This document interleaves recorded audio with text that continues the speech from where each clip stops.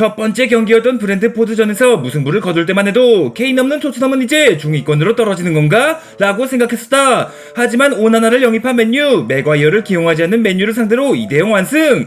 축구공은 둥글다는 것을 확실하게 보여주었다. 비록 공격수들의 득점은 나오지 않았지만 에메르송부터 사르까지 중원과 수비를 가리지 않고 득점포가 터졌습니다. 득점 패턴이 다양한 것이야말로 우승팀이 갖춰야 할 기본 소양인 만큼 새로워진 토트넘의 출발이 나쁘지 않은 것 같습니다. 저 역시 한 골 집어넣긴 했지만 그래도 스트라이커는 필요하지 않겠습니까? 득점 패턴이 다양한 고로는 예전부터 압도적이었던 맨시티 역시 홀란드를 데려옴과 동시에 리그를 넘어 트래블 우승을 해냈던 만큼 지금 상황에서 케인 선배나 홀란드급의 스트라이커를 데려올 수 있겠습니까?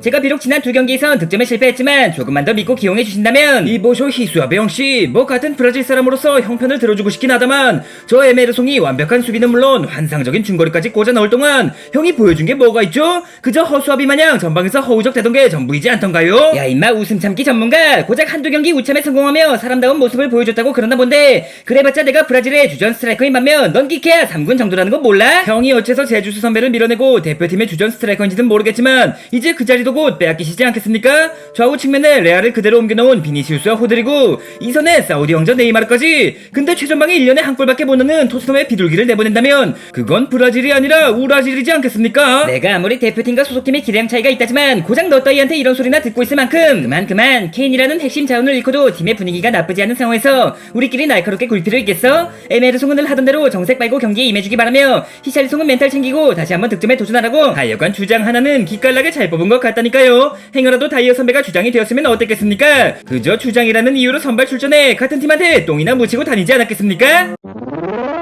뭐 묻히고 다니기까지 했겠냐마는 싸질러 놓고 지워달라고 냈겠지. 아무튼 그저 난 팀의 분위기가 좋을수록 선수 간의 호흡이 좋아진다고 생각하기에 맡은 바 소임을 다했을 뿐이니 너무 그렇게 죽혀 세우지 말라고. 호브스 선정 주장 완장이 가장 잘 어울리는 남자까진 아니겠지만 메디슨 선정 주장으로 이만한 사람이 없을 것 같은 남자 1위. 우리 캡틴 손 나으리께선 조금 더 프라이드를 가지셔도 되지 않겠습니까? 선수 관리만 잘하는 주장보단 실력까지 겸비한 주장이 돼야 하지 않겠나? 나 역시 히샬리송과 마찬가지로 팀을 대표하는 공격수인데 아직까지 한 골도 넣지 못하고 있으니 어떻게 우리 캡틴 손과 비존수가 같겠습니까? 흥민이 형께서 득점보단 연계 플레이, 슈팅보단 패스에 집중하셨기에 득점이 없었던 거고 비둘기 녀석은 제가 20번도 넘게 패스해줬지만 주는 족족 날려 먹었던 거죠. 피존2 아니 히샬리송이 케인을 대체하지 못하고 있다면 결국 나 손흥민이 그 역할을 해내야 하지 않겠어? 지난 경기 후반전 잠시나마 스트라이커 역할을 맡았음에도 이렇다 할 슈팅 한번 때리지 못했는데 득점왕 출신으로서 골에 대한 부담이 있으시겠지만 경기를 제대로 본 사람이라면 형님이 골 좀 못 넣었다 해서 뭐라 할 수 있겠습니까? 애초에 스트라이커에 특화된 능력이 있으신 것도 아니며 득점엔 실패했어도 평점은 높으셨으니 네가 아직 손가들의 존재를 모르나 본데 그들은 그저 내 슈팅이 막혔을 때와 드리블 돌파에 실패할 때만 기다리고 있다. 한 골도 못 넣고 평점이 높았으면 평점 세탁, 경기 내내 보이지 않다가 골만 집어넣었다면 골 세탁, 거의 날 비스포크 그랑데 세탁기로 보고 있기에 그 양반들이 어떻게 평가하든 간에 경기만 이기고 승점만 챙기고 우승에만 가까워지면 되는 거 아니겠습니까?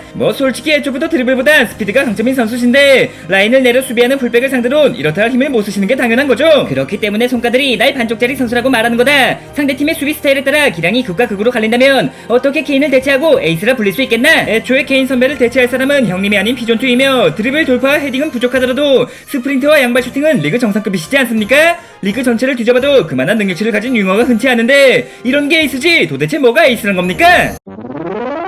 날 높게 평가해주는 건 고맙다만 에이스란 결국 팀의 승리를 안겨다줄 득점을 넣을 수 있는 선수, 케인을 대신해 1년에 30골 이상 넣을 수 있는 갓들어온 신입생이자 한때는 토트넘을 디스까지 했던 저희지만 새로운 부주장이자 사실상 플레이메이커로서 한 말씀 드리자면 이제 토트넘의 공격 패턴은 180도 달라졌습니다. 그간 케인으로 시작해 케인으로 끝나는 게 토트넘의 공격 스타일이었다면 이젠 모든 선수가 골을 넣을 수 있으며 모든 선수가 득점할 수 있어야만 이길 수 있는 팀이 되었다고요. 그것도 틀린 말은 아니겠지만 그래도 압도적인 스코어러가 있어야 하지 않겠어? 디카리오와 반더벤의 영입이 성공에 가까워짐에 따라 빗나갔던 수비력이 돌아왔으니 케인이 있던 시절처럼 압도적인 득점력만 갖춰진다면 내 골이나 넣고 이기든 한 골밖에 넣지 못하고 이기든 승점은 똑같이 3점이라는 거 아시죠? 지난 경기 상대였던 맨유만 놓고 봐도 주 득점원인 레시포드가 부진함에 따라 공격 패턴이 단순해진 반면 우리 토트넘은 어땠습니까? 상상도 못했던 바페 사르의 발끝에서 결승골이 터지지 않았습니까? 케인에게 있던 득점 의존도를 모든 선수가 나눠 가진 건 나 역시 긍정적으로 보고 있지만 케인 다음으로 많은 골을 넣었던 내가 케인도 없고 주장까지 되셨고 득점왕 출신으로서 가지시는 부담감은 이해하지만 적어도 필드 위에선 지휘권을 제게 넘겨 넘겨주시고 잘하시는 것에만 집중하시기 바랍니다. 뭐 히샬리송의 부지는 저로서도 어쩔 도리가 없지만 우도지와 흥민이 형이 이끄는 좌측의 경우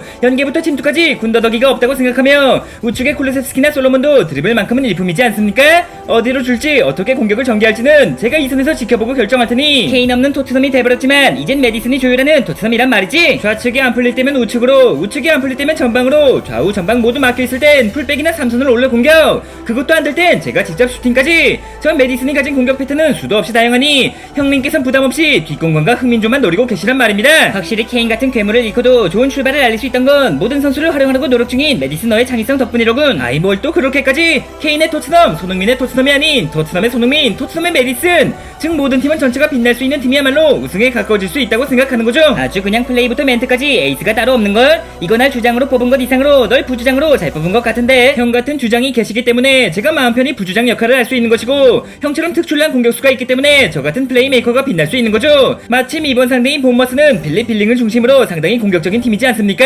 뒷공간이 열렸다 싶으면 주저 말고 형님에게 찔러 드릴 테니 그저 잽싸게 달려가서 가볍게 집어넣고 이제 케인 선배가 아닌 저와 함께 찰칵 세레머니나 한번 같이 해주시지 말입니다.